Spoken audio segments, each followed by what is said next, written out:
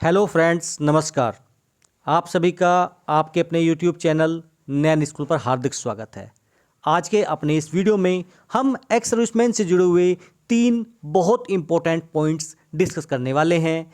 FMA fix medical allowance, MACP and PMR। देखिए, FMA 1000 से बढ़कर हुआ 5000 लेटर दिखाएंगे आपको। पोस्ट 2006 को भी MACP नहीं मिलेगी, लेकिन किन्हें वो देखेंगे इस वीडियो में। और PMR के साथ अन्याय क्यों? देखिए, PMR प्री मैच्योर रिटायरीज जो एक अपने आप में ही कह सकते हैं कि डिस्क्रिमिनेशन का भाव जो है पैदा कर देता है। ये वर्ड ही सैनिकों के साथ जब वो पेंशनेबल सर्विस करते हैं तो PMR वर्ड कह के उनको पे रिवीजन का फ़ायदा ना देना, देखिए उनके साथ जो है बहुत बड़ा विश्वासघात है। तो ये तीनों मुद्दे आज के अपने इस वीडियो में हम डिस्कस करने वाले हैं। अगर आप मेरे चैनल पर नए हैं, चैनल को सब्सक्राइब कर लीजिए। वीडियो पसंद आए तो लाइक और शेयर ज़रूर करें। देखिए, सबसे पहले मैं आपको एक सिग्नल दिखाता हूँ। ये सिग्नल आप देख सकते हैं यहाँ पर। ये सिग्नल है enhancement of fix medical allowance to retirees from ₹1000 to 5000 per month.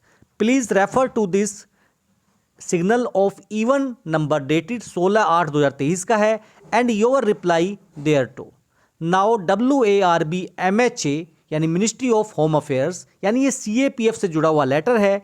Wide there letter number जो देखिए 20/10/2023 का है, has requested to forward data of all pensioner to reconcile the date of WARB MHA। Therefore request forward consolidated details of all pensioners of your zone/sector in the following format by 5 November 2023 positively for onward submission to MHA के लिए। यहाँ पर देखिए ये क्या unit है, क्या category है, डेट ऑफ बर्थ क्या है, डेट ऑफ एनरोलमेंट क्या है, यानी ये सारी की सारी डिटेल्स जो है यहाँ पर मांगी गई थी। और ये मांगी गई थी यहाँ पर फिक्स मेडिकल अलाउंस 1000 से बढ़ाकर 5000 जो है उसके संदर्भ में। देखिए, यहाँ पर इसमें कहीं भी मेंशन नहीं किया गया है कि जो फिक्स मेडिकल अलाउंस है वो CAPF का 1000 से बढ़ाकर 5000 कर दिया गया है। लेकिन ये बात जरूर है, जिस आधार पर ये जानकारी मांगी गई थी MHA के द्वारा, तो देखिए कहीं ना कहीं ये बातें चल रही हैं और हो सकता है बहुत ही जल्दी आपको इससे रिलेटेड कोई जानकारी जो है, कोई लेटर गवर्नमेंट ऑफ इंडिया की तरफ से भी जारी होता दिखाई दे। तो सबसे इंपॉर्टेंट चीज़, फिक्स मेडिकल अलाउंस जो है अभी तक जो वर्तमान में है 1000 ही है। अभी जो 5000 है ये केवल ये सिग्नल है, लेकिन इसका कुछ भी ऑथेंटिसिटी और जो ऑफिशियल है वो अभी तक सामने नहीं आया है। अब चलते हैं अगली खबर की तरफ। देखिए, MACP एक बहुत इंपॉर्टेंट मुद्दा है और हम बात करें तो प्री 2006 जितने भी पेंशनर्स हैं उनको MACP का फ़ायदा नहीं दिया जा रहा है।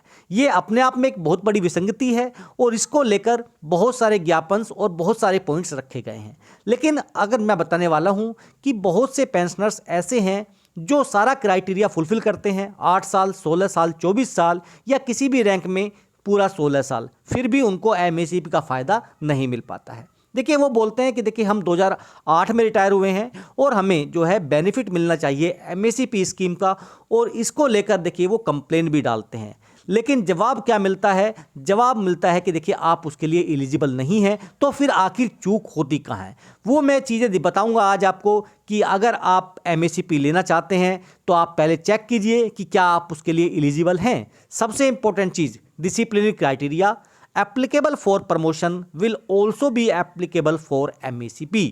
यहाँ पर AFT लखनऊ का जजमेंट है, आप यहाँ पर देख सकते हैं, OA नंबर 232 ऑफ 2022 9 मई 2023 का। यहाँ पर बताया गया है, in an individual should not have more than 3 riding countries during the entire service. अगर आपकी पूरी सर्विस में मोर देन 3 रैडिंग कंट्रीज हैं तो आपको देखिए MACP नहीं मिलेगा।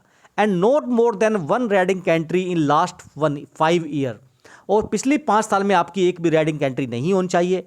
And no raiding country in last 1 year for further promotion to the next higher grade.